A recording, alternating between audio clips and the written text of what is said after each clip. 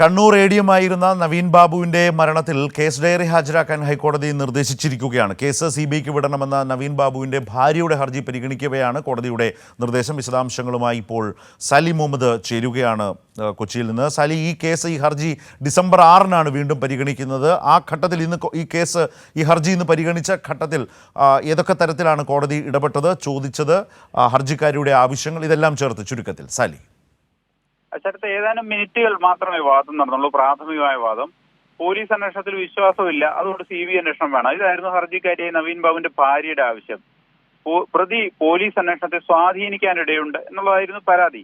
അപ്പൊ പ്രതി എങ്ങനെയാണ് അന്വേഷണത്തെ സ്വാധീനിക്കും എന്ന് താങ്കൾ സംശയിക്കുന്നത് എന്ന് ഈ ഹർജിക്കാരിയുടെ അഭിഭാഷകനോട് കോടതി ചോദിച്ചു. മാത്രമല്ല, ഈ ആത്മഹത്യയല്ല കൊലപാതകമാണെന്ന് സംശയിക്കുന്നു ഈ ഹർജിയിലുണ്ട്. അപ്പൊ അതെങ്ങനെയാണ് പറയുക? ആത്മഹത്യയാണെന്നാണല്ലോ ഇതുവരെ പുറത്തു വന്നിരിക്കുന്ന വിവരങ്ങൾ എന്നും കോടതി പറഞ്ഞു.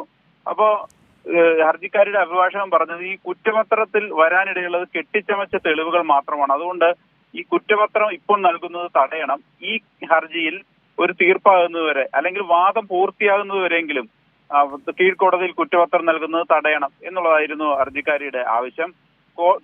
കോടതി അതിലേക്കൊന്നും കടന്നില്ല. കോടതി പറഞ്ഞു അങ്ങനെയാണെങ്കിൽ ഈ കേസ് ഡയറി ഹാജരാക്കുക. ആരാണ് അന്വേഷണ ഉദ്യോഗസ്ഥൻ എന്ന് ചോദിച്ചപ്പോൾ അന്വേഷണ ഉദ്യോഗസ്ഥന്റെ പേര് കോടതിയിൽ സർക്കാർ അഭിഭാഷകൻ പറഞ്ഞു. അപ്പോ അങ്ങനെയാണെങ്കിൽ അദ്ദേഹത്തോട് ഇതുവരെയുള്ള അന്വേഷണത്തിന്റെ പുരോഗതി ഒരു സ്റ്റേറ്റ്മെന്റായി, സത്യവാങ്മൂലമായി സമർപ്പിക്കുമെന്നും പറഞ്ഞു. ഒപ്പം ഇനി ഈ ഡിസംബർ 6-ന് കേസ് പരിഗണിക്കും. അപ്പോ സർക്കാരും CBIയും ഈ ആവശ്യത്തിൽ നിലപാട് അറിയിക്കണം. അതായത് CBI അന്വേഷണം എന്ന ആവശ്യത്തിൽ സർക്കാരിന്റെയും CBIയുടെയും നിലപാട് പറയണം. സാലി, ഒരൊറ്റ കാര്യം, ഇന്ന് സർക്കാർ അഭിഭാഷകൻ ഏതെങ്കിലും തരത്തിൽ ഈ ഹർജി അവതരിപ്പിക്കുന്ന ഘട്ടത്തിൽ എന്തെങ്കിലും സൂചിപ്പിച്ചോ? ഇപ്പോൾ ADMന്റെ ഭാര്യ ഈ ഹർജി കൊണ്ടുവരുന്ന ഘട്ടത്തിൽ അവിടെ ഉണ്ടായിരുന്ന സർക്കാർ അഭിഭാഷകൻ എന്തെങ്കിലും തരത്തിൽ ഈ കേസിൽ ഹാജരായി എന്തെങ്കിലും അഭിപ്രായം പറഞ്ഞിട്ടുണ്ടോ?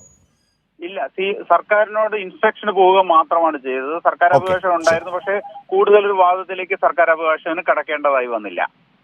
ശരി, സാലി മുഹമ്മദാണ് കൊച്ചിയിൽ നിന്ന് വിശദാംശങ്ങൾ ഇപ്പോൾ നൽകിയത്.